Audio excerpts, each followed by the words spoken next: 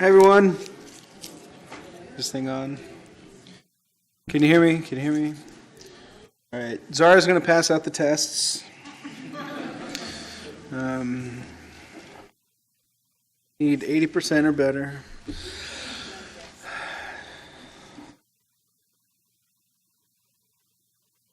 So not a whole lot new. I'm going to run through as much as we can, and as usual, we have until 4 o'clock, and I'll answer as many questions as I possibly can. Is this really the first slide? Okay, I should have looked at this. Request for the equity program update. The RFP is being drafted. Hope to have a consultant on board hopefully sooner than that. The hanger that we caught was that our attorneys told us that we had to conduct a study, and so we are currently evaluating or conducting that study internally. We've found somebody inside the city manager's office to help with that. I hope to have that done in the next couple of weeks, and line up the release of the RFP, the completion of the study, along with the necessary ordinances for fee waivers, kind of all at the same time. Our BOP and CUP numbers haven't changed all that much. If you have a conditional use permit application in or have one approved, please go and get your building permit, or at least submit for it. It will expedite things immensely. What we're finding right now is people are getting their CUP and then starting their construction drawings, and it's pushing out their own timeline. So while you cannot get a building permit until you have an approved CUP, if you have an application in, you can submit for it and begin that process.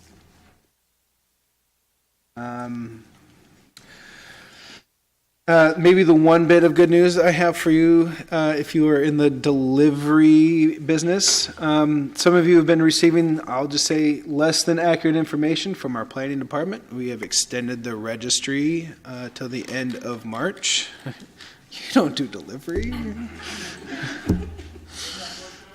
For delivery.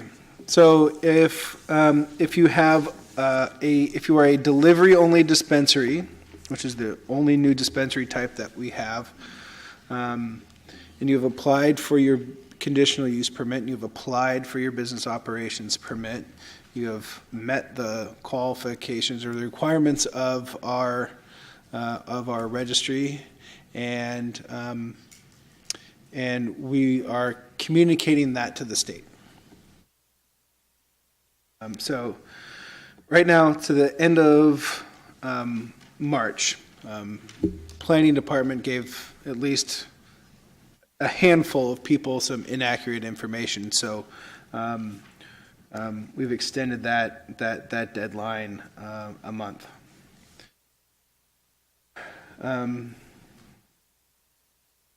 I'll get to the maybe some questions about shared facilities at the end of this. But in a nutshell, here's kind of what we've received from the state, and what we've kind of felt like circling the drain on this issue in an attempt to permit really what amounts to kind of co-location of shared facilities for delivery companies. The issue at the nexus of the issue is the definition of premises. And what is that premises? And while one in theory can create multiple premises in a particular location, the challenge circles back to ingress and egress and the sharing of other common spaces, and what is viewed from a security standpoint to have what amounts to a master tenant in order to assure accountability. So who's in charge of, if each person doesn't have their own carport or ingress egress, doesn't have their own bathroom and all these other facilities, it's really more on the ingress egress. If they don't have their own and it's a shared carport or loading area, who's responsible for that? Someone has to be responsible for that at the end of the day, and therefore it has to be part of someone's premises. And if it's part of someone's premises, it can't be sublet. So I'm all for trying to solve this problem, but I think it requires a change in state law right now. It's a hard one. We can talk about it. Undue concentration. So if you haven't heard already, the city is currently evaluating what would amount to a cap of 2.5 million square feet of cultivation within the Power In Alliance area. There is still internal debate as to how to best do that, whether it is a limit on the conditional use permits or a limit on the cultivation permits, which the difference is nuanced, and your feedback is most welcome on this. My inclination is to hold the cap at the permit level, and it would allow potentially folks to relocate. So if you were a cultivator within the Power In Alliance area and you were currently a tenant, if a building became available that you wanted to purchase and there was a cap on the conditional use permits, you could not relocate because that entitlement would be held and restricted at that property. So you would have to, in theory, wait for another property to become available. If we contain it at the business operations permit level, one could, in theory, relocate to some other building within the Power In Alliance area and move their cultivation permit to that new location. Again, welcome your feedback on that. We are also looking at a restriction within the special planning district for Del Paso Boulevard. Councilmember Warren, if you haven't heard him express it before, has some reservations around cultivation really along the street frontage of Del Paso and Arden Way. His desire is to hopefully energize and have storefront activity along both of those business corridors, and he doesn't view cultivation aligning with, I think, his vision and the neighborhood's vision for that property. Again, I think his concern that has been expressed is really around street frontage of both of those properties.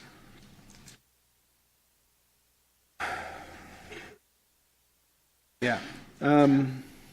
Again, apply for your building permit. The building permit process can be tricky depending on how good your architect and your engineers are, but ultimately it can delay when you can operate. And I hope this isn't too much of an inconvenience, but we've switched everything to being submitted online. I can't tell you the giant stacks of paper that are in my office. And worse, we have to then take these giant stacks of paper and scan them and upload them all into digital files. So now it's all online.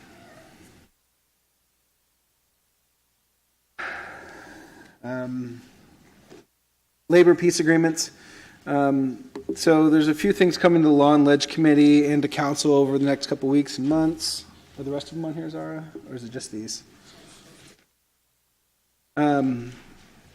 Labor peace agreements, per SB 94, Prop 64, every cannabis business with 20 or more employees is required to have a labor peace agreement. Other cities up and down the state have taken a look at that requirement and have either recodified it or have made some adaptation to it. I think it's possible that the council may look at that 20 number and may wish to potentially adjust it in some form or fashion. They could not go higher, but they could adjust it to be lower. We're going to be proceeding forward with administrative penalties similar to residential cultivation for commercial properties. So any commercial property found to have more than 6 plants in it would be subject to a $500 per plant fine. To date, our residential fines have totaled $12.8 million.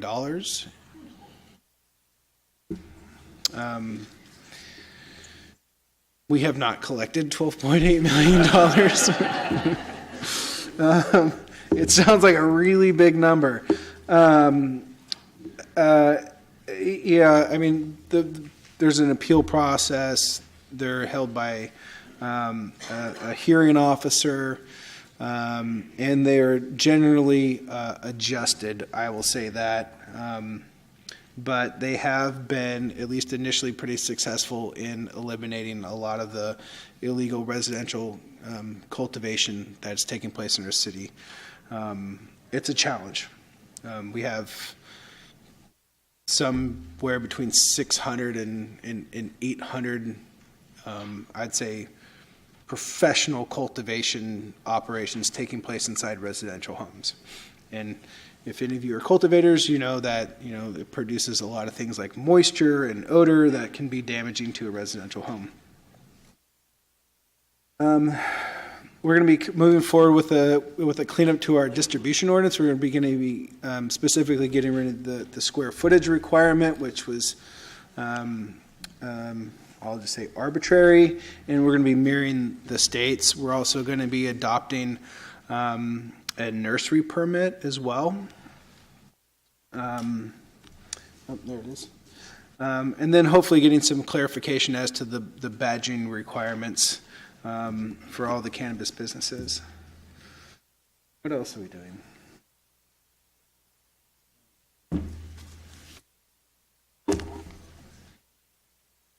Admin penalties, batteries, and issues.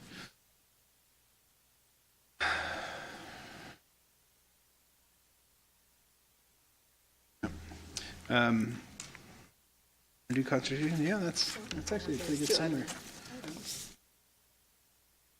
Oh, special events and on-site consumption. We're going to be taking a look at that, and then may also, if it becomes a problem, permits may be conditioned that if you change your business or trade name, you got to tell us, so we have somebody to chase down, and we want to know who you are. The special event, as you know right now, it can only be held at our county fairground. Everyone know where our county fairground is? Cal Expo, right? State property run by a board of gubernatorial appointees. And so the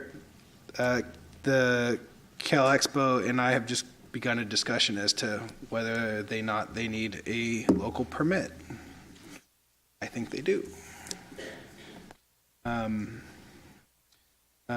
then I know that there's talk in the legislature about amending the on-site consumption to expand beyond just county fairgrounds, which seems more than fair. I think that's AB 2020 or something like that.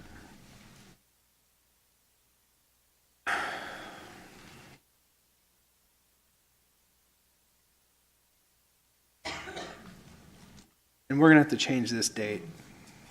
Oh, no, it's right before. Okay, that's fine. I thought never mind. I leave for vacation like the next day. I was like, I'm going to be gone. It might be a better meeting without me, all right? That's kind of all I have. I think the biggest part is the extension of the delivery date. But happy to attempt to answer any and all of your questions as best we can.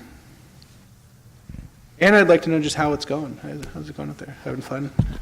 Anyone else here that the feds are coming into town? No?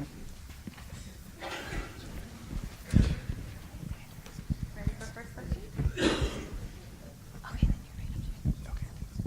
Hi, Joe. How you doing? well. This is Dean Homiuni. I run a little investment bank, and I did write to City Council, and you may not have seen the memo. You know, the truth is it's over $200,000 to get a mobile delivery service off the ground, and so I'm going to bring up this issue again. There's no buildings for these people to go out to get a mobile delivery service. There's no building. You know, we actually presented the numbers of all the illegal delivery services operating in the state of California. There's 80 groups running around Sacramento right now, about 275 groups in the whole Sacramento metropolitan area. We want to fund these groups, but we're not going to fund it when they have to compete against 275 illegal operations running around. Yep. So it goes back to the same question, and I really commend you as far as going into the residences, which is required, but the same effort has got to be done to the illegal and unlicensed delivery services. Unfortunately, that's going to require a whole metropolitan area, just not Sacramento. Yeah. So we ran through the numbers and calculated the loss of government in the state. It's about $100 million for all these people. Probably on the low end. Right. So they're running around. So then, like, I just turned down another $7 million yesterday. I said, we can't deploy it, but we're ready to go. We're having our special system coded, and I just want to know, is there going to be a timeline here to address that? Yeah, so this came up at the state subcommittee hearing yesterday or 2 days ago. The short answer is yes, we have begun. We've contacted first some of the advertisers, right? So our locally here, the Sacramento News and Review has kind of been put on notice as to what the requirements are, as well as Weed Maps. Weed Maps is a slightly different beast, but I will tell you at the subcommittee hearing, if Weed Maps didn't get the message, from us, from Sacramento and San Diego, which each sent letters, hopefully they got it yesterday from the joint subcommittee hearing. Similarly, we are also building a database of people that are currently advertising for delivery that don't have permits or don't have conditional use permits in or business applications permits, and we're contacting each of them, and we are I'll just say in discussions with our police department and the Bureau of Cannabis Control as to what a action plan will look like. Okay, because I am going to say on Monday to all those groups. So we're going to send out an email on Monday to all those groups. We're going to say we have the funds available to get you licensed. We're going to waive the legal fee. We're going to give you the vehicles. We're going to give you the POS. So now you have an opportunity. My opinion is anybody who doesn't want to step in and take advantage of getting licensed, then they need to get hammered, because the state's losing a lot of money, along with some of the issues I raised about you don't know what else that they're delivering. So when the city decides to take action, and it's just not Sacramento, we're going after Anaheim, Irvine, everybody else right now. Yep. So we're going to try to bring some of that pressure that I think has got to come down to make sure the cities are going to wind up getting the funds that they deserve, and to make sure that the people that are delivering the products are actually controlled in some manner. Yep. Illegal dispensaries are a problem. We eliminated one illegal storefront dispensary 2 weeks ago, maybe 3. And I'll just say delivery is next.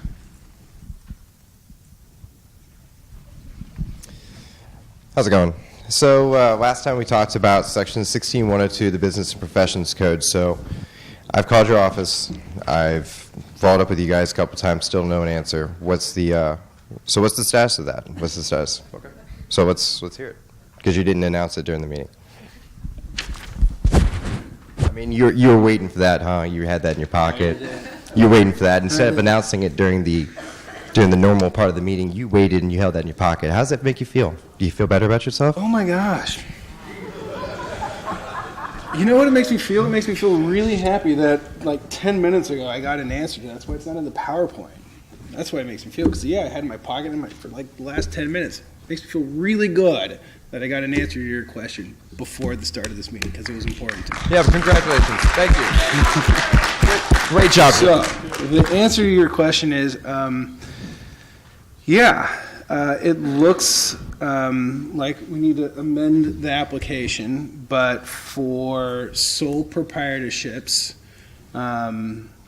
testing labs are, I think, in question at the moment because it's a service and not a good or a where. But sole proprietorships for veterans with a DD 214, it looks like we're going to be able to waive the business operations permit fee. So what about an LLC with majority members being veterans with DD 214s? You have 3 members and 2 of them have DD 214s. They all have equal ownership. That one's going to have, we're going to have to talk. Okay, well, I mean, I would love to talk. I mean, I try to call your office. I try to call the city attorney's office. No one wants to return a call. And then you don't mention it at all, and you've got your piece of paper right there. You had the opportunity. You sat there and looked through your notes, and you had an opportunity to bring it up, then you didn't. Because you're waiting for my question, which is fine. But I'm happy that equity is being afforded to veterans the way that it should. And then the next question I have is regarding the actions that the city has taken to implement the equity program in the last month and the anticipated start date of the program now that you know that you have to do a study. So this study, I think, is going to take another 3 weeks to complete. Well, sorry, I take that back. The study is going to take another probably 3 to 5 weeks to complete. My hope, again, is to line up the release of the RFP with the release of the study and to have the ordinances necessary for the fee waivers to all line up within that time frame. So do you want to put a date on that, like May, June? And then with the release RFP, there's probably like a 30-day reply, 30-day award. For an RFP, 30 days? Not You 10? could probably do it as like a 14-day, but again, people have to have time to, write a response. I mean, the only reason I bring this up, and most of these companies already know this RFP is coming down the line, these consulting firms, they're watching all the time. Most places are 10 days to return. Most RFPs are 10 days. And that's from a government level, that's federal government level. So that's why we're drawing attention to this, because I've said it before and I'll say it again. The more time that we delay, you're talking about a cultivation ban. You're talking about a cultivation ban being possibly put into effect, and that cultivation ban would have a discriminatory effect against those businesses if they are not afforded the opportunity before the cultivation ban is placed into effect. I'm just trying to bring that up to you. What ban? Well, the undue concentration. Well, so if this program was up and running, tomorrow, there's 2.5 million square feet of applications in the queue right now. But so if this the delay, I mean, you said in December. It took 30 days to draft the RFP in December. Right, and so I'm telling you, there's 2.5 million of applications in right now in the Power In Alliance area. So in terms of like how this is all going to exactly kind of line and time out, and like who's going to get there's an element of wait and see, but that the undue concentration in the Power In Alliance area and this and any equity program, we'll see how that. I just don't want the equity program, the delayed implementation of the equity program to have a discriminatory effect. Okay. That's all. All right. Thank you. Did you have one over there? Hi, how's it going, Joe? So it looks like for the delivery registry, you extended it from February 28th to March 31st. Mm-hmm. Now, my company, we're looking at properties all over Sacramento, $1 million properties. We still haven't got our CUP in. If for whatever reason we're past that March 31st, you just stop forwarding to BCC for CUP and BOP. So let me just kind kind of just clarify. So if you're not operating right now, right, the registry is really an attempt to accommodate that existing market, people that are doing this right now. That's what it was an attempt to do, and give them a legal pathway to continue to do what they have been doing. If you're not currently operating, the registry means absolutely nothing to you. I mean, March 1st, April 1st, we're still going to be taking applications. Right, but the difference is, at least from what I heard from revenue, is they just stopped forwarding it to Bureau of Cannabis Control. Is that correct? After March 31st, from the time you get your BOP, and after that takes place, if it's past March 31st, is that still forwarded to the BCC for state licensure? You'll still be allowed to get, yes, you'll still be allowed to proceed and get your state license. Okay.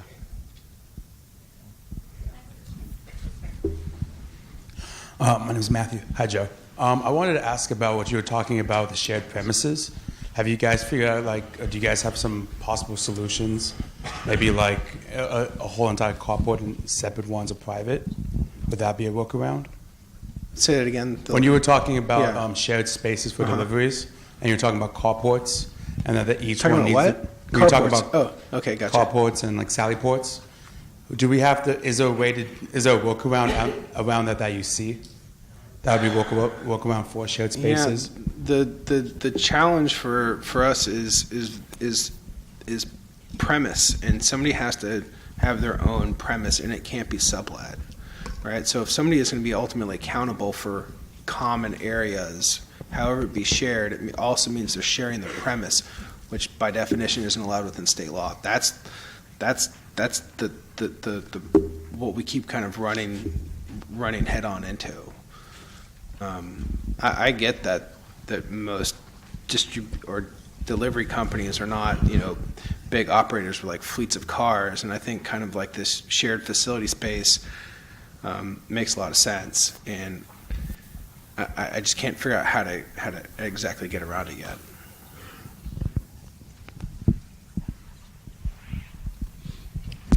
Is this on? Oh, it is on. Hi. Just wanted to check on the neighborhood responsibility plan. I know last night the city council was set to vote on an amendment to the neighborhood responsibility plan. And I just wanted to see what that looks like. My understanding is it was 1% of gross receipts. Whereas before last night, you had different ways that you could meet that responsibility. So I just wanted to see where that stands right now. Yeah, so the item was continued for 2 weeks. The only change in it was there was no change in it. It was applying it to dispensaries, and I think that there was some confusion within some community groups around exactly what it did, and in deference to some of those folks, they continued for 2 weeks so they could have time to, I think, further understand it. And but so nothing changed. Okay, and so that's just for the dispensaries? Well, the change that was being considered last night was only relevant to dispensaries. Okay, thank you. Yeah, and just I guess on that, the Nexus study that is being done related to the neighborhood responsibility plan, my hope is that we're 3-4 weeks out, so maybe that the next one of these who might actually have a Nexus study.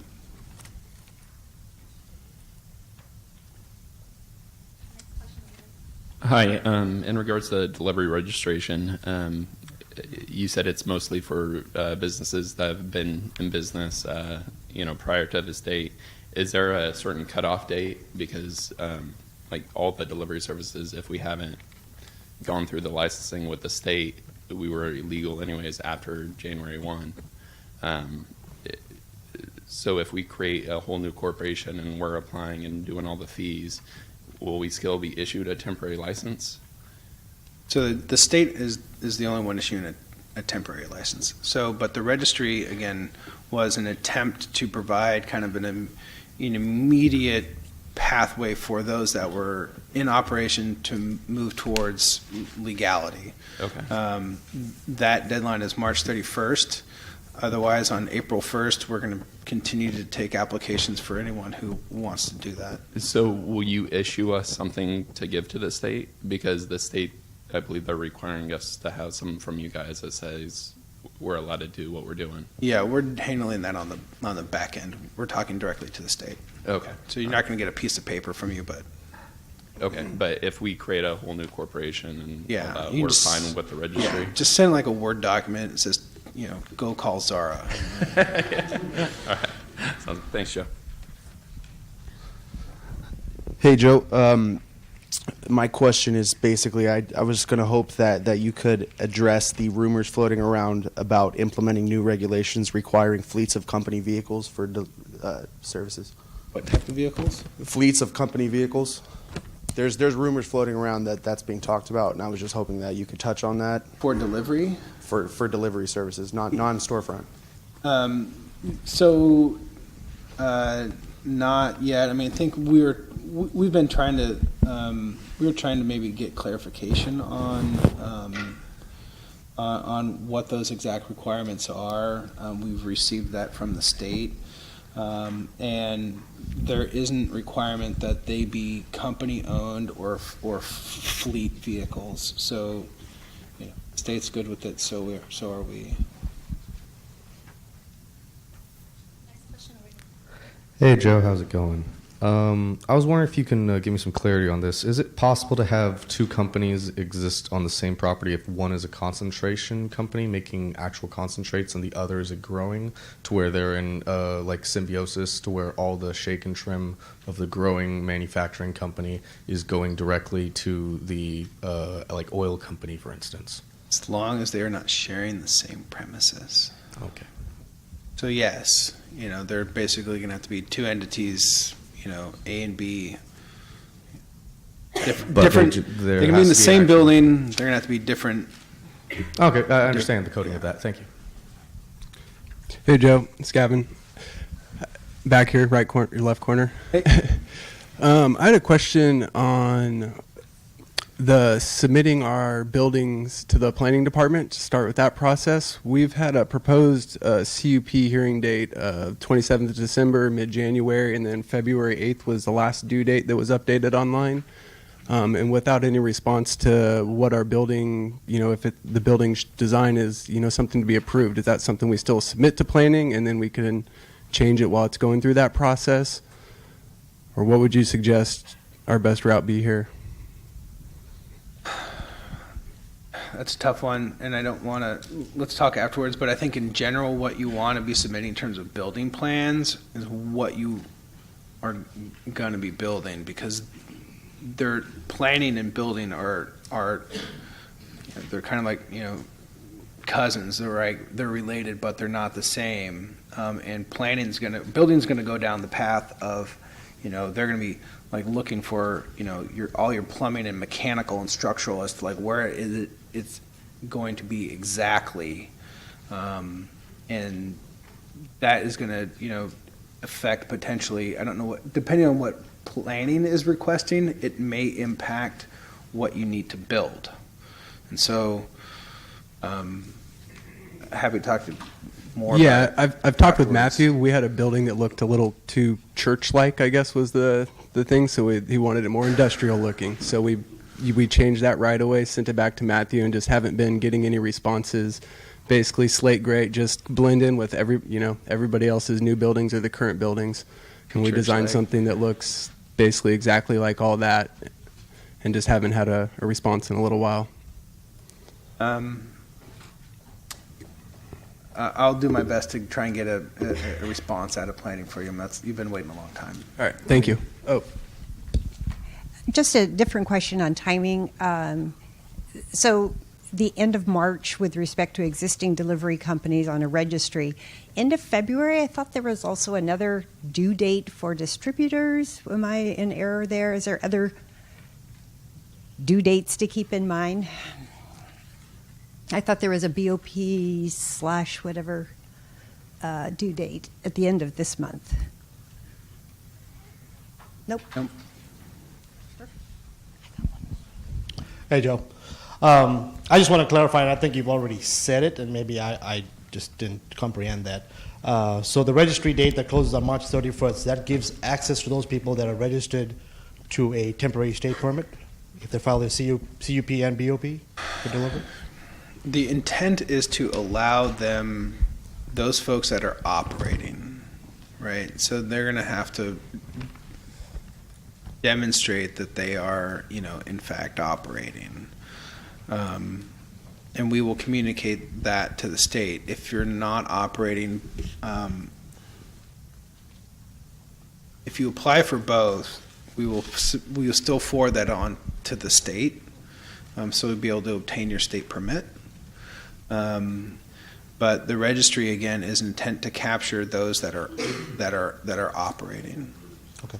Is there something in the guidelines that says what we should submit to show that they were operating? I mean, obviously, some of these guys don't want to. Yeah, send an address, and this gentleman right down here with the badge is going to come down and take a look at your building. Okay. Perfect. Thank you. I mean, it's again, the registry is trying to provide a path for those folks that have been doing this, that are doing this, a legal pathway forward.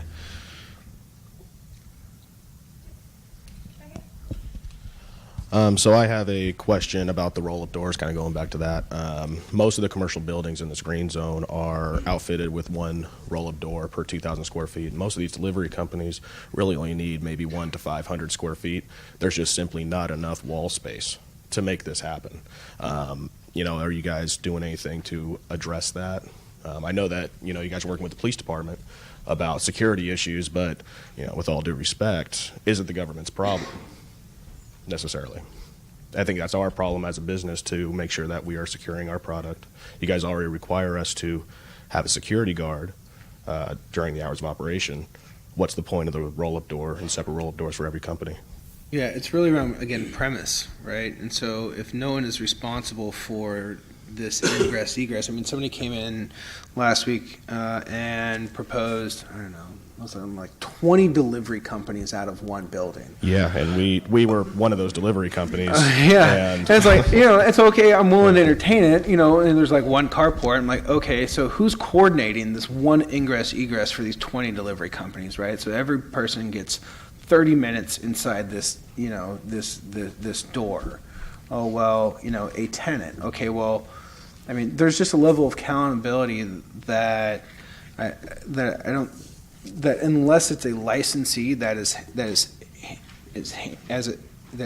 performing this function, like, we just don't have that comfort level. The problem then is if it's a licensee, they can't sublet the premise.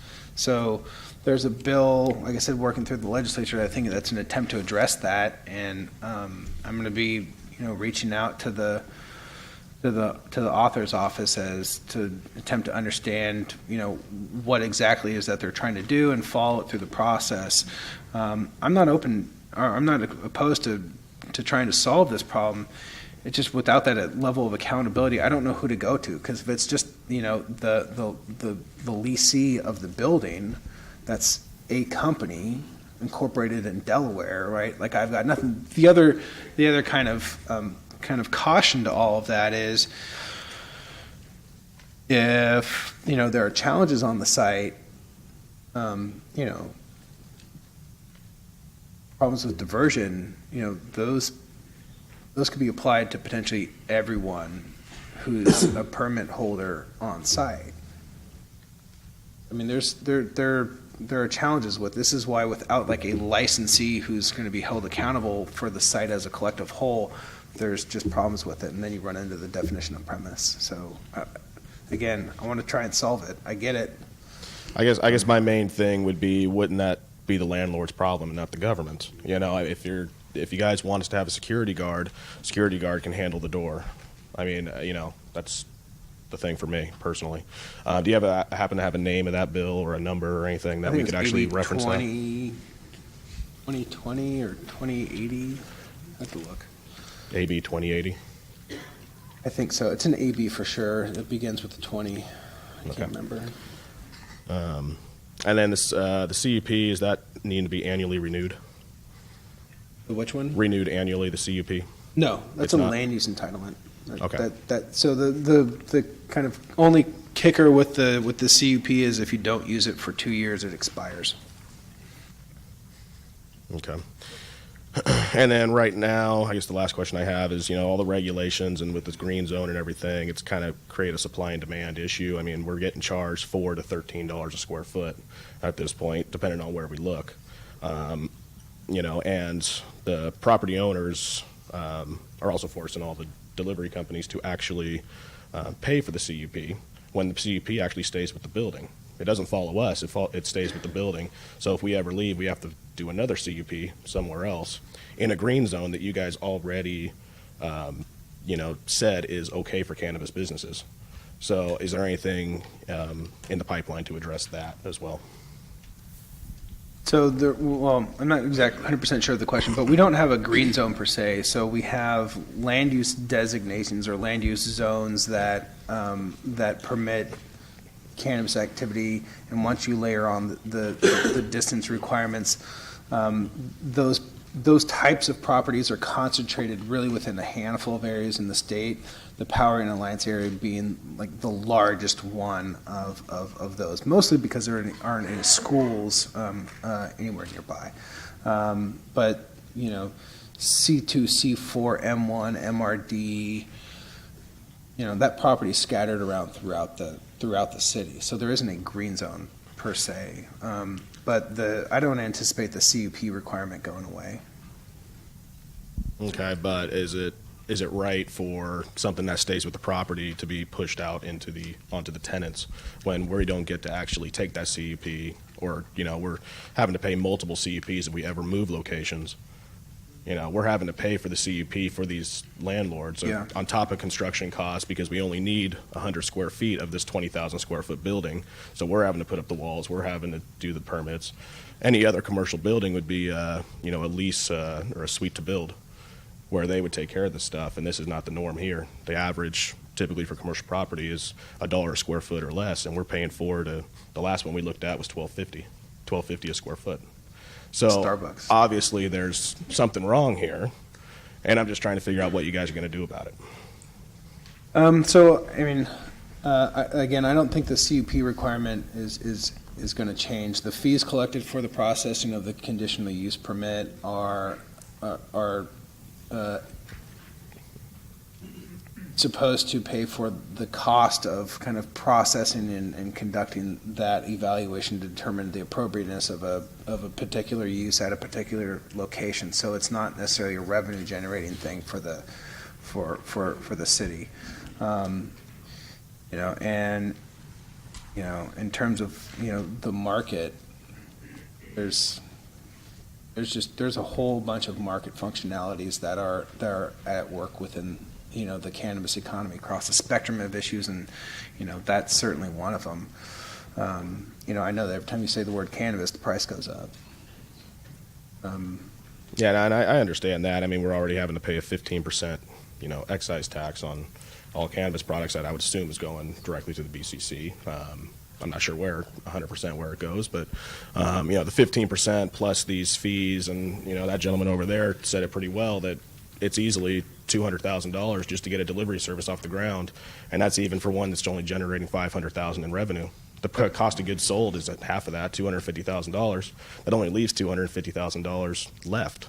Yep. Where's payroll? Where's advertising? Yeah, Where's I get everything it. else? It doesn't make sense. You see what I'm saying? So along the lines of the shared the shared facility, I will say, and this is nowhere near business advice because I don't do that, but one scenario that we did contemplate was kind of a co-op model. You want to give it to her, right? So if it's one entity that is controlling it, and it's kind of however internally structured, but it's one entity,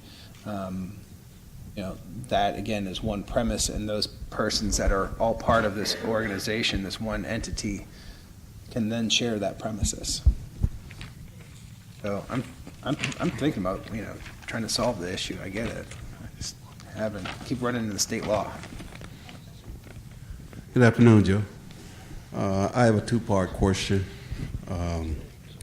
I'm in the process of submitting the application for a test lab, and I have found a cultivator to co-op with. And is there a modification fee to the CUP that I have to pay under the? Oh, testing labs don't require a conditional use permit. Okay, so I don't have to pay a fee under the cultivators CUP, no modification. Okay, great. Second part of my question is, I'm a veteran. When will I know under the provider service if I would have to pay the fees for a veteran for a test lab? You mentioned it earlier. Yeah, You so said the we statute, provide right? service. So I mean, we can maybe have a longer conversation about this, but the B&P code that's referenced cites goods and wares, right? And so the statute itself applies to goods and wares as defined in other places in state law, but it doesn't necessarily apply to services. So I think let's have that conversation because. Like I said, I literally just had this conversation 10 minutes ago with our attorneys, but I'm not saying no right now. Okay. Good. But you will need building permits. If you're going into another cannabis business's location, you'll need your own premise, right? They can't have any control or interest over the testing facility because they can't own permits in a cultivation site and a testing facility. Too many people. Just an FYI. Yeah, send me an email about the testing thing. You're still going to have to submit an application and all that. I'm going to ask a nice question. Hi, Joe. How are you? Justin. My buddy. District 2 and District 6 about the cap with the Powering Alliance. If you do have an application, a CUP and a BOP submitted for any of the districts, and they do decide to do a cap or somehow get that enforced or accepted, what happens to all the applications that are in the pipeline? So, like I said, as of right now, in terms of all of the applications that we have in for conditional use permits, it's right around 2.5 million square feet. On the business application permit side, which is where we're thinking of holding it, we're not yet at that level. So you're going to bring, okay. In theory, right now, if everything was approved, we still wouldn't be at that 2.5 million square feet for business operations permits, but we would be probably pushing up against or kind of at that cap for the conditional use permits. And what do they want to do on the CUP side? That's kind of where they want to cap it? And you're proposing the BOP is a better route to go? We're debating it internally right now. I think that there are reasons to be made for both. I think that they're holding it at the business operations permit side. I think allows for greater flexibility within the market and doesn't necessarily leave someone beholden to a landlord. So. And is that retroactive? Would that mean anything in the pipeline would be in jeopardy, or is that kind of going forward if they do decide to put a cap on a BOP or CUP, whichever So way if the cap was placed on the business operations Yeah. permit, and we hit that 2.5 million square feet, and somebody wanted to relocate, I had a 100,000 square foot building that was dedicated to cultivation, and I wanted to move across the street to a different part of Power Inn, and that building did not have a CUP. If we hold it at the business operations permit level, that cultivator, in theory, would be allowed to obtain a new CUP and move across the street because the cap isn't, they're part of that 2.5 million square feet. Got it. Hi, Joe. So my question is, if we want to get a micro license with the state to manufacture, distribute, and cultivate and do the retail, if we wanted to, and we have a CUP approved for cultivation, and also we're waiting on the BOP, but My question is, I noticed that there's a modification fee, and I didn't know if that applied to being able to change our CUP or BOP or anything like that. And what would we need to do to be approved for all those things? So we don't currently have the micro business permit. We are going to be taking that up with council, I think, in April. Law and Ledge in April. And you're kind of really in the weeds now as to like what might happen. So currently, if you have a permit or a CUP for cultivation, what you have is a production CUP, and that allows you to do distribution, manufacturing, and cultivation. It doesn't allow retail. So right now, if you wanted to add delivery-only dispensary, you'd have to add a CUP for retail. We have not yet kind of sorted out the finer points of, is this going to be is micro businesses going to be a new CUP, or are we going to allow some sort of amendment to allow retail, or is it, we haven't gotten there. But with the addition of retail, you'd be able to perform all of those functions that a micro business can. Okay, so and then can you you said that the CUP allows for all of those things but the retail? Correct. Okay, I wasn't aware of that. Okay, so and then do you have any idea if you would be able to do it at separate, if it can be all at the same location, or does it have to be divided in like different suites? I don't know if you guys have talked about it yet. Well, because we don't have a micro business kind of permit type, we really haven't. There really isn't an option for like total vertical integration. So right now they'd have to be in different premises. Oh, it has to be different premises? Wow. Well, I hope you guys can vertically integrate going along with the state. That would be helpful for businesses that are trying to operate. That's the plan. Hi, Joe. I have a delivery company, and I've been working towards compliance for 4 months, trying to find buildings for us to occupy. I've gone to 5 different buildings, gone through the process of putting some money in, and for whatever reason, it's fallen through. I've recently received emails from the city and the state as far as us cease and desist, basically, that we shouldn't be operating, even though the past 4 months I've been making efforts day and night. I have hired outside help. I spend hours on the phone with my peers who are top in the industry. I pay my taxes. I pay my employees livable wage, but as of right now, we're actually not even operational.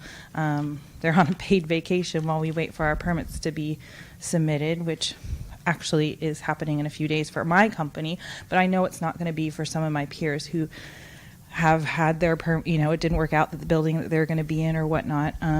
So I guess my question is, I appreciate the efforts that you guys are going through to go after companies on weed maps that are not in legal compliance, but I'm wondering if there's a way to have a conversation of, these companies are legitimate, they have been making the efforts to do this, it's just not coming to fruition because of all the things that we're having to tackle and the hurdles that we're coming across, versus Joe Schmo just growing stuff and selling it for whatever, you know what I mean? Because yes, I do want those companies taken away, because in 6 months, those are my competition, that the black market, they're not charging taxes anyway.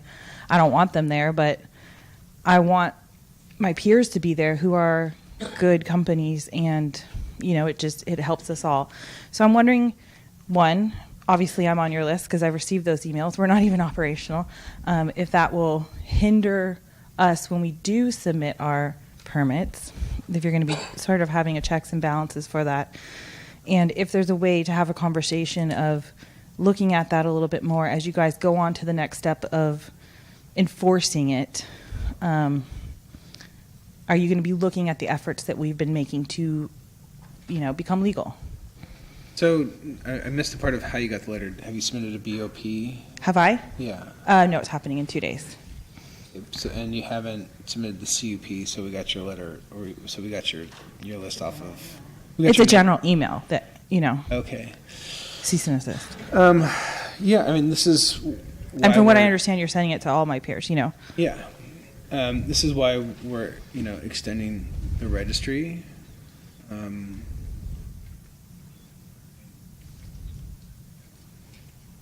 Trying to be as kind of understanding. Ultimately, I want compliance, and that's really my goal. I want you to be able to find a location. I want you to be able to find an address.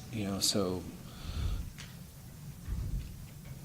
I completely agree with you. I want compliance too. I want the non-legal companies to leave. And, it's our competition and it hurts our bottom line when we're already operating on this thin red line because of how much money we're having to output to be compliant. So I want that effort to take place. What I'm asking for, if there's way to have a conversation about all those emails that went out of companies that I know are legitimate, who have been working for months with me. I have, weekly, daily conversations with my peers about what they've gone through. I've tried teaming up with some of them on buildings where it didn't work, you know what I mean? So I know that there's legitimate companies out there, like myself and my peers, who we are doing everything we can in our power to become compliant. So I guess I'm just asking, one, is that going to hinder us when we do come to the point of submitting our permits? Are you going to be looking at that list that we're on, so to speak? And you know what I mean? I will say that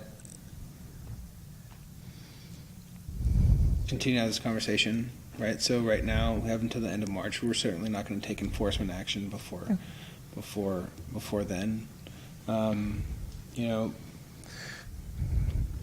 But again, I guess the other side of that is,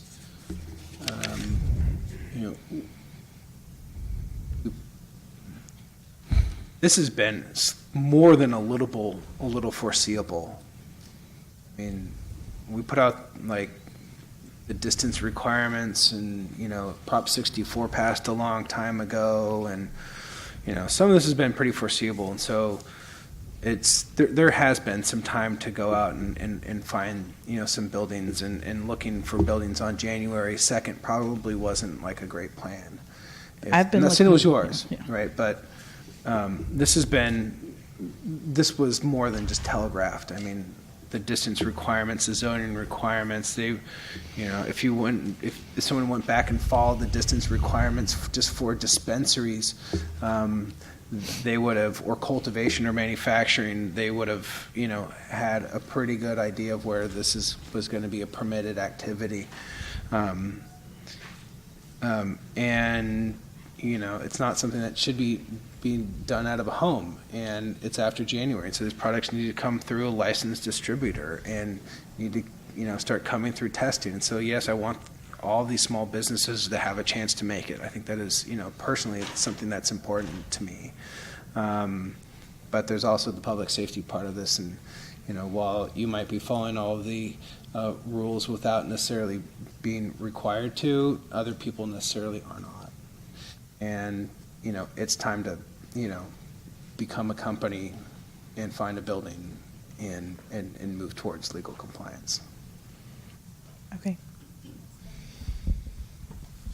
Thank you, Joe. And I feel for you, young lady over there. I think when you have, I'm going to say it again, when you have 275 illegal operations roaming around the Sacramento metropolitan area, you have almost 100 Bye, Pearl. in Sacramento, and you have 8 companies that step forward to submit their application. Something's not working.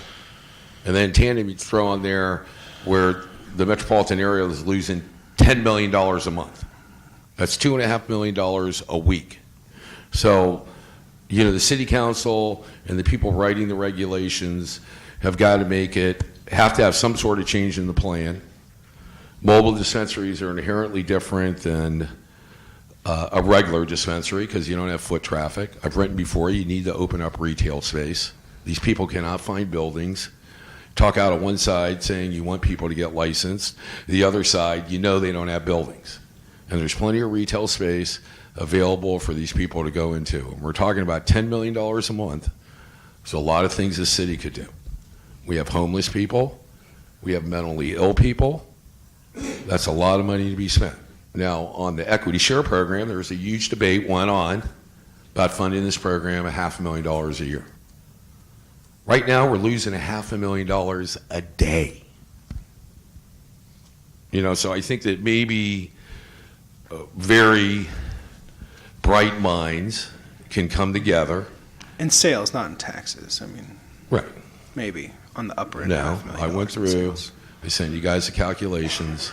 I know, and I went and read it, and you're pretty. I mean, you're in the ballpark. So it's clearly You're a little high, but, yeah. Okay. So then, what she's saying is that there should be some modification or some flexibility in your policy regarding retail space to get these people licensed. Well, I hear that, but you need a physical address. You need something with ingress egress that you can do kind of secure transfers, and you need your own premises, and therein lies the crux of the issue, right? So cannabis delivery is not going to occur out of some guy's house because he owns an ad space on Weed Maps and a Toyota Camry anymore. I know. So it requires a physical address, right? In a commercial property, it has to be able to be secured, right? And this isn't the City of Sacramento rules. I mean, you're in the wrong building. We need to go over that one if we want to talk about some of this stuff. And it needs to have its own premise. And the problem with the premise is it doesn't necessarily allow for the overlapping of co-location. That's the problem. That's the circle that I can't square. I'm not saying I'm opposed to it. I'm just saying we need a change in state law. I'm well aware that we have 200 illegal delivery companies, most of which I don't think are actual companies, but only 8 people have applied. Like, I get it. And I understand that this is one of the lower barriers to entry. I want people to become compliant. I want people to enter the market. But, we have flexibility, and then we have, flexibility. We don't have much flexibility as it relates to this. And we're not going to even suggest lowering the bar that someone doesn't need a physical address in a physical space. We're talking about making it so that the reality is people aren't going to be able to obtain the space because they want to get legal. Right. Register. There's no way for them to get legal. Register. When you have a discussion regarding your equity share program, and the mayor gets up there and talks about a $10,000 stipend, $10,000 won't even start them to get into business. So then how do you want to bring in some reality to a situation to help the community, including $100 million, could infuse a lot of money into this equity participant program? Okay, we're not talking about $500,000. You could fund that thing for $20 million. So It wouldn't yield $20 million in taxes. It would yield $4.6 million in taxes on the upper end. I mean, so again, I get it. So, I mean, someone want to solve the problem in state law, I am all ears, right? But find the loophole in the existing state law that allows me to do it, I'm all ears. I'm telling you, that's the problem though, right? It's the shared.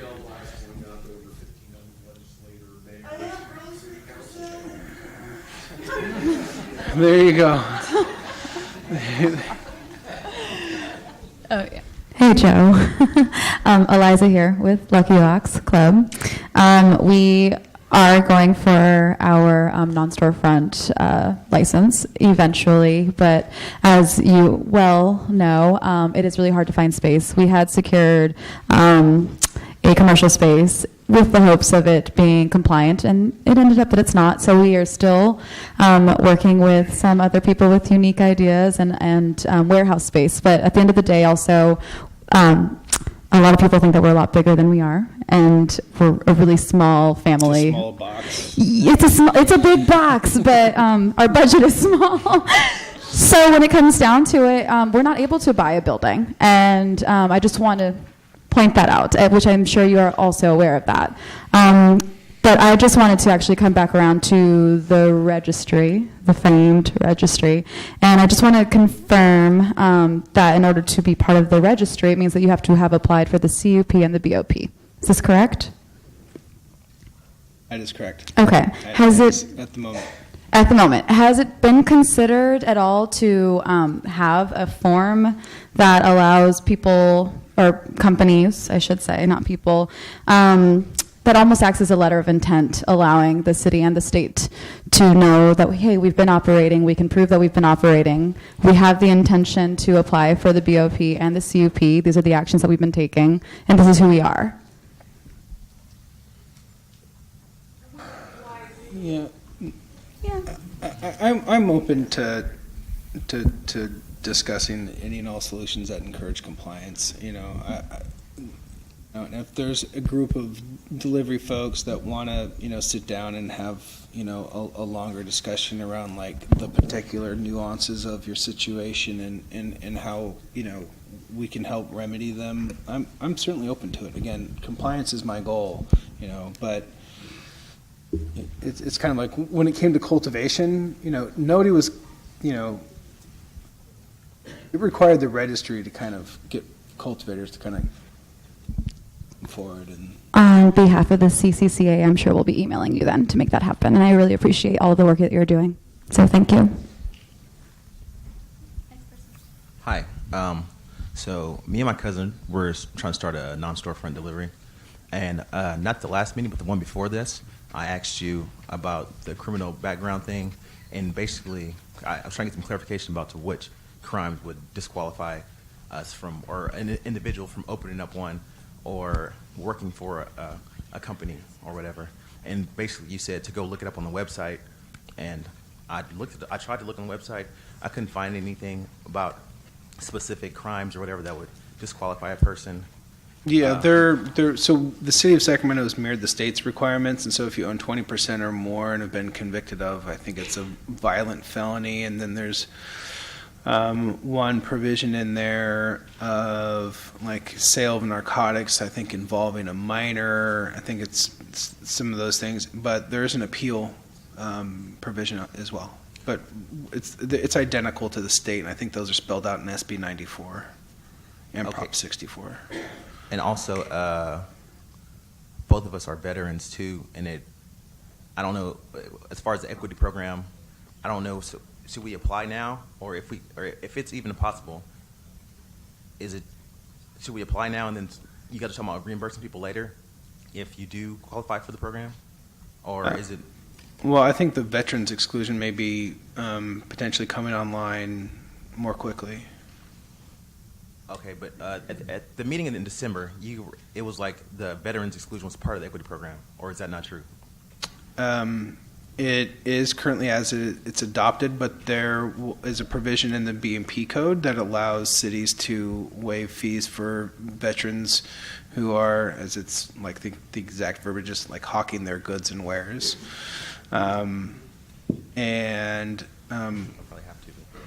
Just before the start of this meeting, we had a meeting with our attorney, and I think we're going to be able to adopt and model that program for cannabis. And that may be very readily available.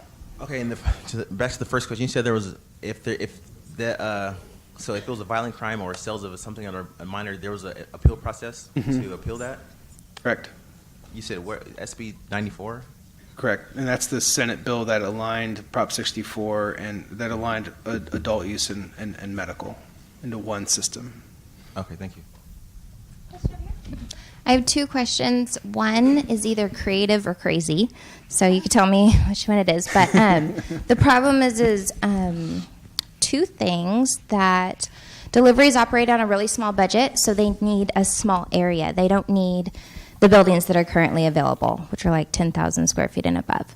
So there's some creative and awesome people, hopefully you'll speak up, that are thinking about building it out into smaller office spaces to lease out to deliveries. The problem is that delivery companies have families to feed and they need to stay operable until they can get their CUPs and BOPs. So would it be legal to have one facility with a CUP with someone who's in charge of that CUP, so in charge of the property 24 hours, 7 days a week, responsible for the ingress and egress and the shared area, and then to have Connex boxes for each delivery that are secure with everything that they're storing overnight or storing in those areas, and then you could have shared workspaces like you do at any other place like the Hive, where you can sit on your computer and do deliveries. Is that crazy? No, it's not, and I love the idea, but we need a change in state law. because it's the premise. Well, wouldn't issue. the Connex boxes be separate premises because they could be locked? Someone has to control all the rest of the premises. So the CUP holder would control it, either the property owner, property manager, or one of their representatives. Well, the CUP is a land use entitlement, and that's kind of, I think, the crux of the issue that we've hit with our own internal PD department, is that who's accountable for that shared kind of common area, right? That's operating essentially a cannabis business without a cannabis permit. So who's accountable? The representative of the CUP holder. Right, but that's a corporation in Delaware. And they have a representative who lives in Sacramento and works at the building and is there. Or it's just a corporation that's an appeal box in Delaware, right? And then who's Then they get a new who's corporation in California. Right? I don't know. Well, there has to be a solution. Okay, so does. think about that one. Could you clarify the code on the square footage requirements for both types of distribution?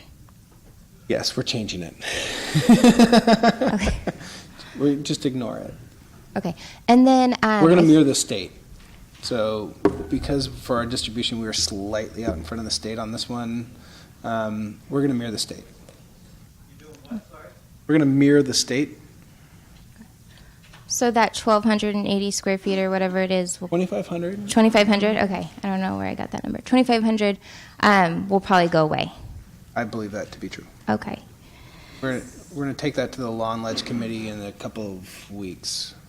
And so I think that would be a pretty good indicator. I don't have reason to believe of why they would want to keep it. I mean, it was so. The center service kind of differential changing as well? Because of the square foot, it was considered 2,500 under is the service, 2,500 over the center. The square footage is going to go away altogether. Would that also go away with it?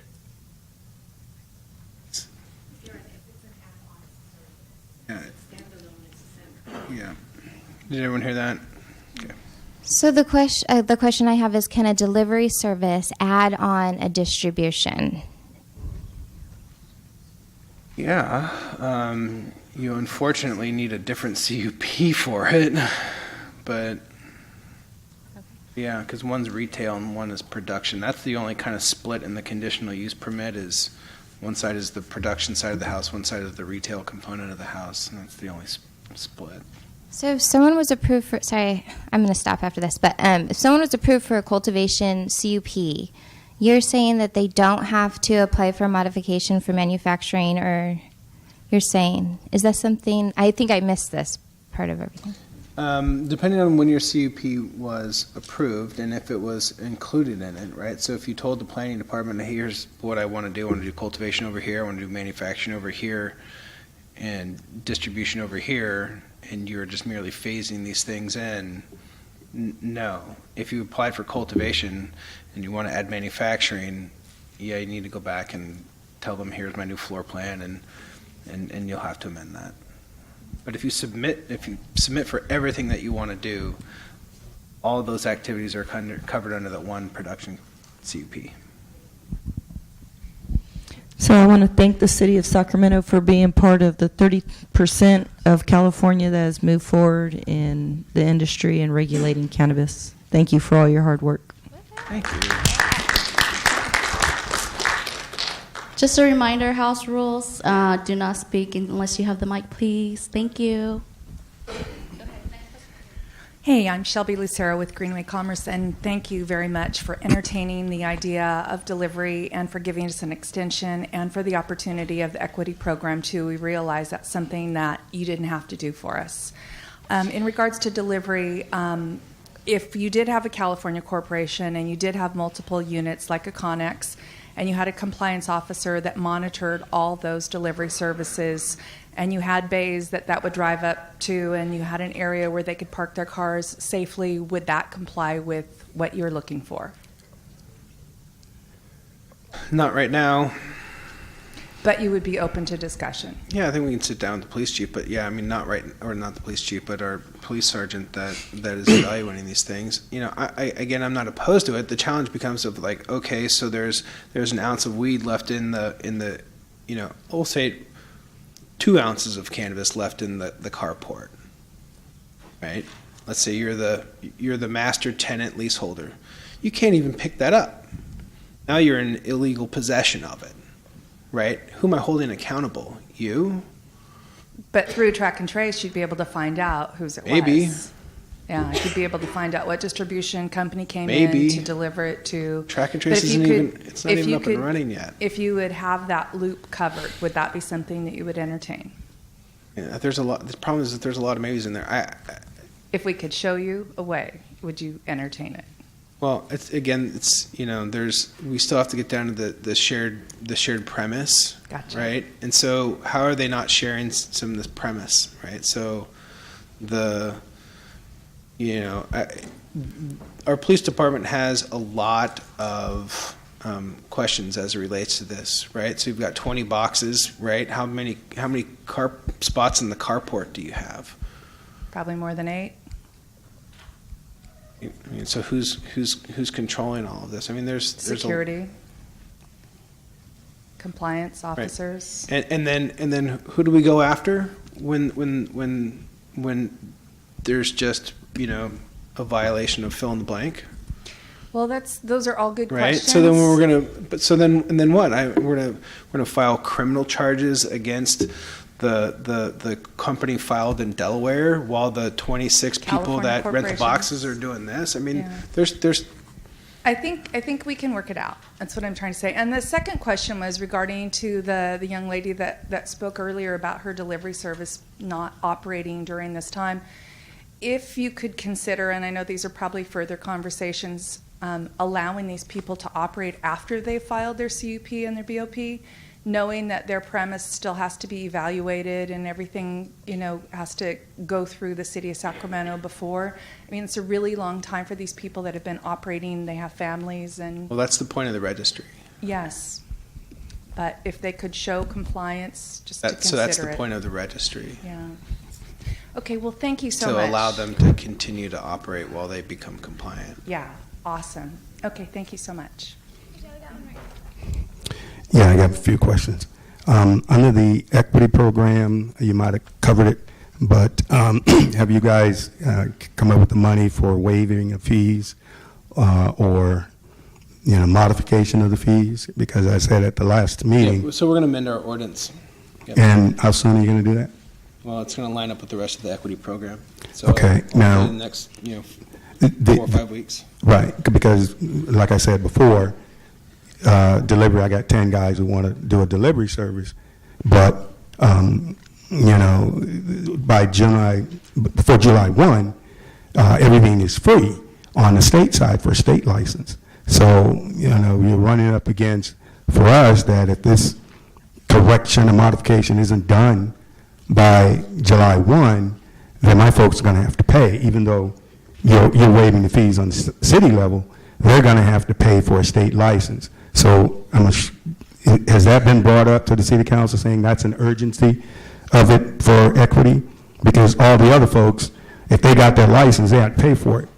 They didn't. Well, and they get to do. Only the temporary permit, which is for 120 days, is. Right, but I'm just saying, I'm saying here on the equity side, we should be able to get our permit through and get a license so we don't have to pay. We'll get a temporary license just like everybody else, and then we won't have to pay for that. So are you guys looking at that? I know you said a couple of weeks on this modification, but I think it should be pretty urgent. Yeah, I understand your Gotcha. concern. I mean, the bottom line is we're moving as quickly as we can on all of it. Okay, so I would hope if we're not able There's to not do an intentional delay to I understand. to line the timing up poorly. I understand. So hopefully, with you saying a couple of weeks, we'll have that because we're already into February. Before you know it. So I would hope and stress to the council that because they're ready to submit their applications. So I talked a little bit about the timing at the start of the meeting. You came in kind of late. Yeah, I did. So we have to conduct a study. We're in the process of doing that study. And I hope to line up the completion of the study with the ordinances necessary for waiving the fees and the releasing of the RFP. So that's my goal. And my guys are ready. We're going to have the back office stuff for them. So what I'm saying is we don't have to really, the funding for the RFP, that's got to be done before you're able to do the waiver fees, or is that separate? They're separate. Okay, good. So hopefully in a couple of weeks, we'll be able to submit our applications and get those fees waived. No, the RFP is going to have to be released and awarded before. That was my question earlier. So the RFP is linked to the waiver fees. You got to have the RFP done, and then we can supply for the waiver fees. Well, I don't have a program without a program, right? I'm not. Right, so that's what I'm asking. The RFP is the program that will work with waiving of fees and that sort of thing, right? Am I understanding that correctly? Or are they separate? They're not. I think for your purposes, they are the same. Technically, I'm amending. The council will be considering amending an ordinance to waive the fees, as opposed to appropriating money to pay ourselves back. Yeah, that's what Oakland is doing, so I'm glad they're going to look at that. On the storefront side, what we're going to do, non-storefront, we're going to go through what we call a membership model. So folks from the medical side, and if my understanding is correct, the non-storefront can do the adult use as well. I think one time you said as long as it's an address in Sacramento, you could deliver adult use. Am I understanding that correctly or not? We are correct. A dispensary, either storefront or non-storefront, can obtain both a medical and adult use retail seller's permit. Gotcha. So under our membership model, basically they will set up their reorder program with us, and we're going to deliver directly to them. We're not going to store it in our little space. We're going to be delivering it we go to the distributor. If they order whatever they order today, we're going to deliver it tomorrow, and we're going to pick that product from the distributor, letting them know that we're delivering to our membership only, members. So one, I would think the state says you can have up to $3,000 in value in a car. So our folks are going to be able to deliver $3,000. Whatever we got for the order today, and whatever we got from those orders, we're going to deliver. And many of them are going to set up a reorder process. So the reorder process will be, I want an ounce every 2 weeks, where we will then, excuse me. All right. We would, we would, so I'm going to move on because you guys are telling me to wrap it up. That was the one where, the zip codes where the equity is going to be and the map. I tried looking at it on the website, I couldn't find it. So where could I find the zip codes of the area for equity? Man, you're setting me up. No, I didn't mean to.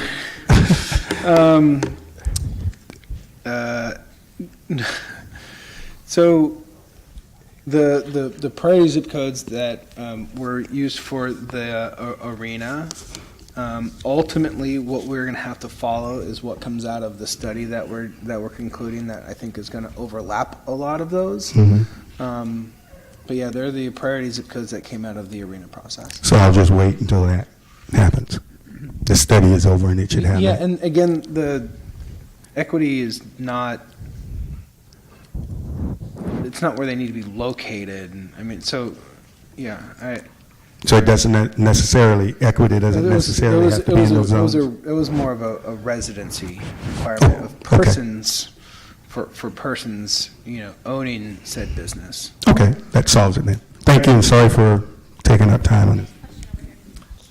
Hi, back to the delivery registration. If we create a brand new corporation and we pay all the CUP and BOP fees by the deadline, will the city of Sacramento on the back end let the state know to issue us a temporary license? Or have we had to be operating this whole time? Because we were a nonprofit and now we've shut down because the Bureau of Cannabis Control, they contacted us. But we want to be able to be issued the state license. So when we talked to our attorneys, they were saying create a whole new corporation. So we're all above board. Yeah. And I mean, we've shut down now, but we want to. So we will communicate that. We will communicate that to the state. So if you apply for the business operations permit and the conditional use permit, that will be communicated to the state. And if there are questions over, where you're operating or not, it sounds like we could probably pretty easily resolve those, considering that you have a document from the BCC telling you to stop. So I think there's probably. So if we can make the assumption that you were operating. Okay, so if we have a new corporation, you guys will still give the okay to the state. Yeah. If we submit everything by the deadline. Yeah. Yes. Okay. Hi, my name is Clinton. I'm with 710, and I'm curious to know if you have any additional clarity or guidance you can offer about the waste management issues that are going to. I know the EMD is on your site listed as the partnership, so that we can go directly there to find forms and partners to help us manage that. But I'm curious if that. Licensed. I mean, it's. I've been on this thing too long. It's in the per the state law, right? Yeah. It has to be a licensed waste hauler, which there are lots of in the city of Sacramento, Republic, Waste Management. I think where the kind of tricky part gets in is that you have to obtain kind of a certificate of weight from them. Mm-hmm. But any licensed waste hauler. That was my question specifically. I suppose is just whether or not we were able to contract with any waste hauler that's already okay. And there's nothing that you know of that would change that in the next year, maybe, or do you know? You're asking for a year contract, I take. Yeah. That's my understanding is, a licensed waste hauler within the city, and that's okay. and those folks are. Thank you. Yeah, I noticed people had problems finding a building. I own buildings that would fit this, so if you guys want to take my number down and call me, especially for delivery guys, I've got some spots. It's 541-7036. 541-7036. And my guess is he'll be in the lobby after I got handing to out go. cards. They'll pass out. Thank you. Thanks. Yeah, I got a question. Concerning the delivery in the space, I'm not trying to, I just want to comply with whatever it is that you guys are saying needs to be complied with. That being said, if I have a roll-up door, let's say I have 6 of them, which I do, if I boxed it off, each individual one, that would be sufficient to where they have their own door that rolls up, they can go in, their own secured space. Can they have a shared bathroom space? Yes. As well as a break area? Yeah, so Okay. there is a scenario where some of these facilities can be shared. It's really the being able to kind of quarantine the premises, ingress, egress being important, and kind of their storage facility. Things like a shared break room or office space or bathroom. And we just literally went through this scenario on a whiteboard earlier. So that makes sense. I got you. Yeah, what you're saying is fine. And then the next question would be, does the break room and the bathroom space, is there a particular distance away from the area, the shared communal space away from the base that I would have to comply with? Because I have some on, obviously the other put it like next door, like an well, body. no, the reason I ask is it is a jaunt from one end to the other end of the building to get to Yeah. the shared space. And then if it can't be, if there is a distance in between that I have to comply with, then I would like to know, would it be okay then, could I use a blue room for I know that's terrible, but. Is that a porta potty? Is that a blue room? Temporarily until the concrete can get cut and a sewer pipe can be installed for a more permanent status. I don't believe that there's a distance requirement. I mean, if you have a particular kind of floor plan and want to talk about it, I don't even know if there's necessarily a bathroom requirement, but. Okay, I don't know. That's why I'm asking. Yeah, but and per the blue room, I like that. That's really a building It'd be outside. That's a building. Yeah, it'd be outside, and Could- the yeah. property is fenced off with razor wire, and it'd be with security. They allow them temporarily under certain circumstances. Okay. I think predominantly when you're doing construction, but again, you may not even need that. I mean, my recommendation to you would be like, if you don't have like a CAD drawing of it, draw it on paper and let's start there. Well, my architect's doing the drawings right now, and I was going to do what this lady was talking about with the containers, and obviously that's not going to be a very thing worth entertaining.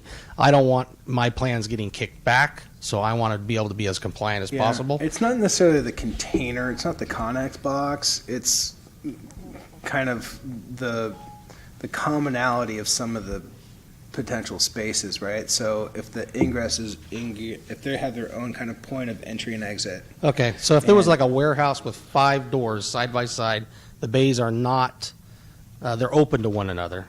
If each delivery service had their own door and their own box for office space, and then, I mean, those bays are all open to one another. So that's still a security issue from what you were saying? If something was dropped, they obviously, or do you go after the person that's their bay? Well, yeah. So I mean, I think you're getting close. We may want like walls in between those bays. That's what I was asking. Okay, that answers my question. Thank you. I just wanted to say at Shelby with Greenway Commerce, we have property available for lease and for sale for the delivery services, and we're committed to helping you. 916-761-0123. Yes, Joe, my name is Abdul Hafiz. My question is regarding the co-location, I guess that'll be the word. Is there anything for landlords? I know there's a lot of tenants, but landlords to be aware of. I'm in a situation right now, as you know, that somebody was growing illegally in my property, and I'm the guy who has to answer all the questions. But my question, of course, is that for co-locations, I have a person who has the master lease, but they essentially are dealing with some other people to co-locate. Is there anything as a landlord that I should be aware of? Is there any advisory or be aware of something like that? I would just make sure that everybody operating on site has a permit. A business operations permit, and you should be protected with that because their operations to get to that point, the details of floor plan and kind of security requirements should have been resolved if everyone who's operating on site has a business operations permit. I see. So the BOP has to be separate. CUP could be just one. Correct, depending on what they're doing. For example, so you can't have a non-storefront dispensary and a cultivator on site unless they have 2 different CUPs. So you can't have a retail function and production function on the same site unless there are 2 CUPs, because those are the only 2 functions that are separate. So again, I think easiest shortcut for you is, does everybody on site have a business operations permit? Can a testing lab co-locate with manufacturing? Yeah. But it has to, the testing lab doesn't have to have a CUP. Testing lab doesn't need a CUP. I see. Well, thank you very kindly. Yep. But they will have a business operations permit. Sorry, didn't see her in the front. Hey, Joe. Jesse, 9 Point Strategies. A lot of clients are asking, they understand they need general liability. They don't understand about the commercial auto aspect. Are you requiring them to actually have policies in place for the BOP? Their insurance requirements. Because I know they need GL, the general liability. That's Yeah. required. But are you requiring a commercial auto policy as well? I can't remember off the I don't top of my believe you head. did. I'm just trying to get clarification. I can't remember off the top Can of my we head. figure it out later? Yep. Okay. Add it to my to-do list. What is it? We'll talk. Commercial auto. Auto, just proof of commercial autos. I mean, if they own it, that's one thing. But for the delivery industry, these people don't own the cars. They're actually having their employees drive their own cars, which there's another coverage we can provide, but they shouldn't be required to have it now, especially if they're not operating. Okay. So we'll talk about it. Second question I had real quick. Are you having is there any influence from the unions coming into Sacramento requiring to talked to businesses. Southern California is requiring this, and I'm being asked if Sacramento is going to be requiring it. So, thank you for the very political question. So, we are going to be having a discussion around labor peace agreements at the Law and Legislation Committee. It has been, I think, requested by certain groups that we, I'll say, codify state law. And I think the committee is going to have a discussion around what the appropriate number of persons that should trigger a labor peace agreement will be. Excellent. Got Thank any you. more really political questions you'd like to just? No, we have clients that basically in Long Beach, it's being required that every business in Long Beach, they have to come in. Their management's not allowed to be even in the room. The employees have a one-on-one, and it's making the business owners really uncomfortable. Wow. So we'll see. I think LA, I think they turned the number down from 19 to 10 or 20 to 10. Okay. I think some other cities have done something similar. There's no way it could go up. You're saying it would Can't go either stay up. at 20 or go down. Yep. Got it. Thank you. We shall see. Thank you for your work, Joe. Hi, Joe. So my question is, are nurseries allowed to deliver clones? To dispensaries. Dispensaries only? Okay. And then my next question is, I think you kind of explained the differences between the two CUPs. So can one parcel have two CUPs? Yes. It can. So then to be able to do like a non-storefront retail, then you would just need to have the BOP, the CUP for the retail, and then the BOP for the retail side of it too, right? You would. So if you had cultivation or a production side, you need a CUP for that. If you had a Right. non-storefront dispensary, you would need a CUP for that, and then each business would need their own business operating permit for cultivation. But if it's all the same business, then can it be all under one BOP? And did you just modify it? Not until I have a micro business permit. Okay, so micro business. But till you guys actually implement that when you guys do. Yeah, and then you put it in a gas station and a drive-through, you need 2 more CUPs. Okay, so that's So kind there's of, a drive-through. I hadn't thought about that one. no, that's kind of because with the state, they will allow all four different things. So it's like, it's kind of confusing how the city is trying to implement vertical. I'm trying. I'm just not there vertically yet. integrated. I'm trying. We want to go. We want to do business. So all right. Quick time check. We have 15 minutes left and a couple more questions. So if we can keep them going, then. Two quick questions. Is Sacramento going to be accepting applications for dispensaries? If so, when? Second question is, if a non-retail delivery company serving Sacramento can't find a location in Sacramento, can their location be outside of Sacramento? So we're accepting applications for non-storefront dispensaries, i.e. delivery. We currently have a cap on the number of storefront dispensaries. I think the council is going to have a conversation about that probably sometime beginning at Law and Ledge in April, and then maybe at the council in May, depending on what Law and Ledge does. And you can set up your delivery company wherever you like, as long as they allow it, right? So we don't prohibit you, City of Sacramento doesn't prohibit delivery companies from operating within here. So the second that Rancho Cordova or Elk Grove permits cannabis, you can go have an office in Elk Grove and deliver into Sacramento. So the law is you're supposed to not deliver to cities and counties that have a prohibition against delivery. I hope ultimately that changes just from, there's just a logistical reality of trying to enforce that just kind of makes it ridiculous, but. Thank you. Hey, so I heard that the excess tax is changing. The excise tax? Yeah, from 15 to 5% or something. I was at a meeting in El Dorado County a couple weeks ago, and they were talking about they're trying to change it. No, I try and close one eye and make that one disappear too, but no, that 15% tax isn't going away, at least right now. I mean, the state needs to address that. I mean, there's some big conversations that have begun at the state capitol around the proportionality of the tax, understanding that there's a ceiling to there's market elasticity involved, and so there have begun conversations around, does the state need to reduce that 15% tax to make room for a local tax? My guess is that they won't, but we'll see.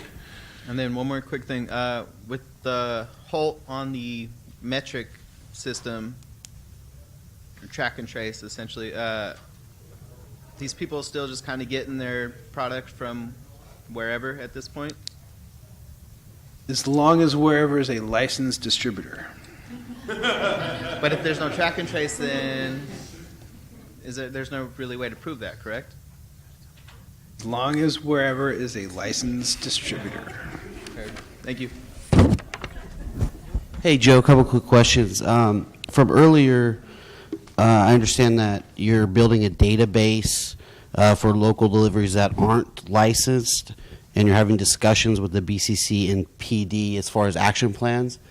Do you know what that's going to entail post March 31st? Is that going to be like a fine, or do you have any idea on that?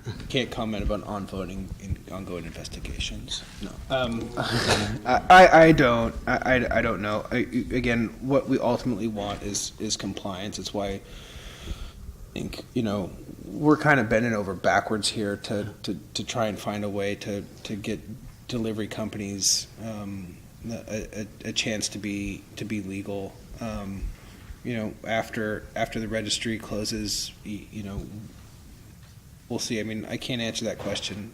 Answer that question today. Okay, in worst case scenario, we are, like I mentioned earlier, we're actively looking for buildings, but if we can't find one and join that registry by March 31st, from what I was hearing earlier, you want us to reincorporate, start a whole new corporation, or we can keep our same corporation? I think in that gentleman's case, and I don't want to speak for him, but I think he was operating as a collective cooperative not-for-profit, and so once they incorporate, they become a kind of new legal entity. And I think his question was, would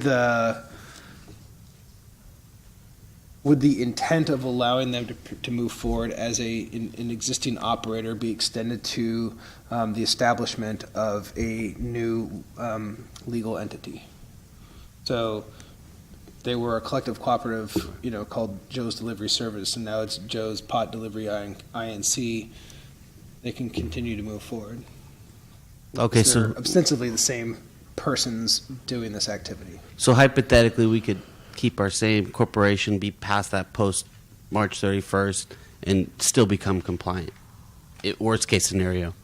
Well, as it stands right now, if the delivery date does not extend beyond March 31st and one has not submitted a conditional use permit or a business operations permit, you need to stop operating until you find a building, get a CUP, and go through the legal process.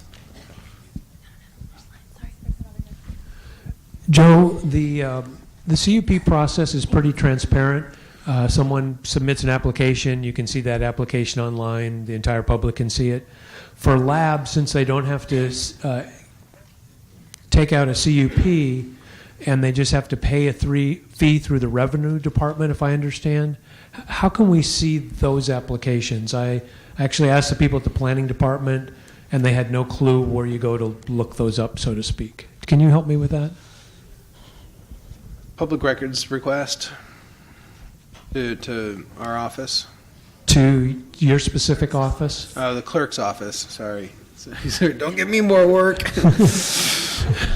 Is there anybody in particular, or should it just be? Her name is Mindy Cuppy, C-U-P-P-Y. Okay. It's M. Cuppy at City of Sacramento. Great.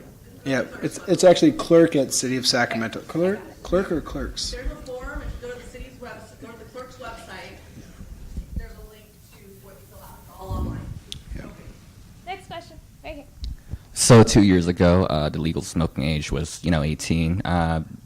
When I was 2.5 years ago, I started my nonprofit delivery service. I was 18 at the time. Now I'm 20. I got my conditional use permit together. I got for cultivation distribution, and I getting amended for my delivery retail. My concern is that when I submit my BOP, I'll be denied because I'm under 21. I'm turning 21 July 25th. You're the by one the we've way. been talking about.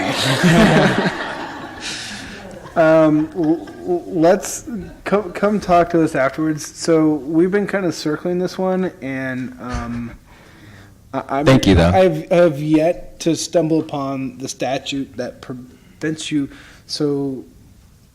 from owning the company, right? So you can't work there. But that's my baby.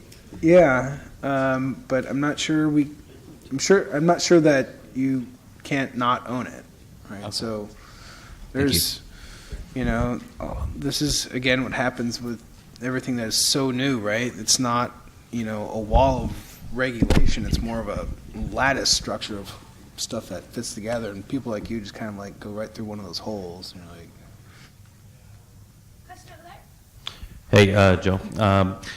Defining premise, I know it's tough, but the question is, can we have a shared doorway in between one, let's say one facility to the next or one room to the next in a building? That could be a locked doorway, only one way in or one out, but that's one question. Next question is on nursery. It kind of goes back to nursery as well, because if you have a nursery on site and also cultivation, you're saying that nursery can only distribute right now to or deliver to dispensaries, but what about nurseries that are feeding cultivation facilities? yeah. So nurseries can actually absolutely feed cultivation facilities, but as kind of a direct retail component, you can only kind of distribute directly to the dispensary, right? So that's your only kind of direct retail outlet. But yeah, you can sell to cultivators. As for the shared facility, like, show me a floor plan and like let's talk. I don't want to just say yes or no. A definite maybe though. Thank you for the maybe. Hey Joe, I have a registered cultivation site that's been operating since 2015, and in the process of getting permitted, it got purchased by a new landlord, and the power was turned off in that process. And then to get that power turned back on has been labor intensive. They want me to obviously go through the whole process legally, which I'm willing to do, but I need to get more power added to the building for my ultimate plans there. And I can't get the old power on just to do the requirements of the CUP that I already have. And I was wondering if there's any process there to get my original power turned on, and then the improvements that I'm making to make this the ultimate way it's going to be, that be part of the plans that will be pushed back 4 to 6 months because of power. Yeah, so who turned off the power? SMUD. They came. Well, it was turned off. I'm sorry. It was turned off by the prior landlord when the building changed hand to new landlord. But it's the same business entity that's been operating out of there. The power was in the name of the landlord, and it was going to go into the name of the new landlord as well. And then it just got all. Yeah, I don't know why it remains off, but get your building plans together as to what the. The building plans already been they're submitted, but they say they won't turn on the power until it's fully.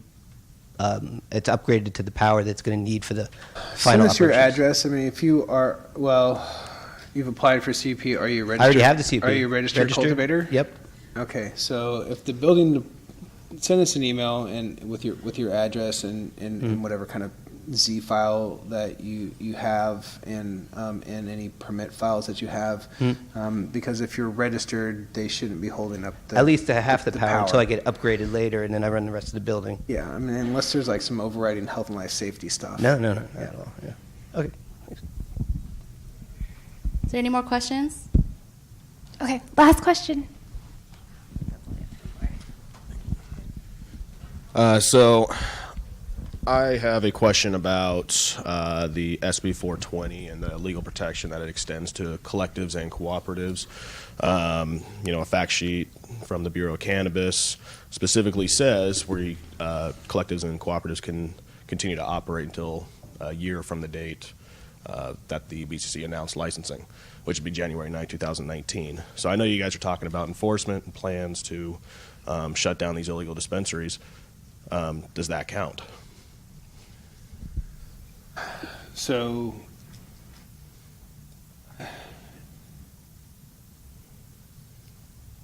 you still need to have a permit, right? So if someone owned a dispensary and they were a collective cooperative not-for-profit on December 31st, there was not a requirement for them to become an S-Corp, an LLC, or a C-Corp. They could continue to operate as a collective cooperative not-for-profit, and they can continue to do so. I think there are a handful of them who still are.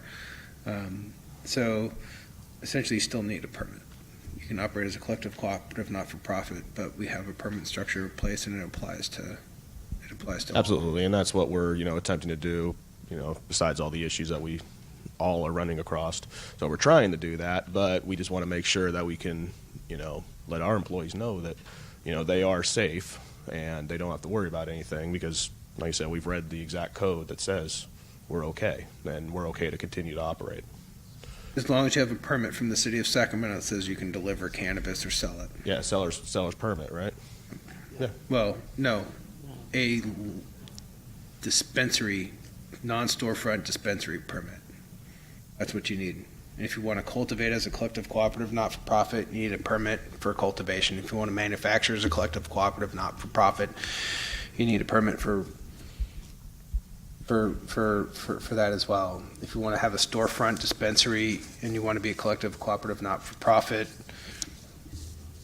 you can So wait up because until we don't have any more of those. But because we've been in business since 2016, and up until December 31st, that wasn't something we needed. We needed a seller's permit and articles of incorporation, those sorts of things. So I mean, I would respectfully push back a little bit. I think up until then, it was technically borderline illegal, right? Because the city of Sacramento, said that the place for collective cooperative not-for-profit retail cannabis activities shall take place is through these registered dispensaries in no other form. So technically, they were all illegal. They weren't necessarily protected under SB 420. We had a process for permitting collective cooperative not-for-profits in that retail, and up until November 28th, the only legal way for that to happen was through storefront dispensaries. Okay, last question. My question is that you have this, you're not accepting storefront applications right now, but how do you pick the applications when you do open it up? Say you're a delivery company and you've been thriving and now you want to, do you get put in the forefront for the storefront? Is it going to be a lottery situation? I like that, rhymes. I don't know. It's probably, if the council added new storefront dispensaries, my guess right now would be it would be some sort of kind of qualified lottery, right? So I wouldn't be able to apply because I have no idea what I'm doing. Right. Right. So, but some sort of kind of qualified lottery system, And which I would definitely not run. Yeah, I wanted to make a comment. I'm listening to a lot of people, and I deal with a lot of companies that were nonprofit and a lot of deliveries, and I think there's just a little bit of not a lot of education for some of these companies to become legal. So I think if they get a little bit more education and we can push that, they'll, I think they're scared. They think that if they file for these permits that now you're on this list. So I think that's kind of somewhat might be going on with some of the delivery companies. I don't think necessarily some of them are just like, hey, we want to be illegal. I just think that some of them are just kind of scared.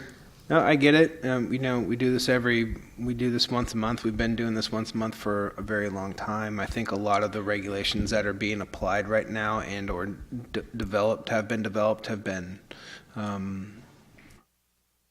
foreseeable. Right.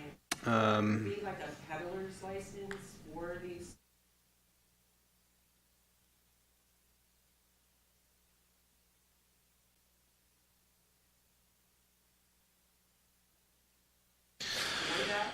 I don't know. I was having this conversation with somebody last week, and I could foresee kind of the equivalent of like a farmer's market, but it's gonna all be done through, right? I can't go downtown to Fifth and X and sell the oranges out of my backyard, right? So it's still gonna have to be done through a state licensed cultivation and facility or a state licensed manufacturer that will no doubt have both a state and local permit for wherever they operate. But, a farmer's market type scenario, sure, maybe someday. But we're not quite there yet. You guys all have to remember the industry is way ahead, right? And, the state is, I think, been kind of dragged into this. I mean, quite literally, right? The state legislature did not approve this at all, right? This is Prop 64. So the state legislature has been dragged into the cannabis space. Local governments are trying to figure it out. And, and the cannabis industry as a whole is, I think a very innovative and creative space. And you're always going to be ahead of government. So a little patience. Cool. Otherwise, thank you, folks. I'll hang out for a few more if you've got time. Yeah. To apply for your CP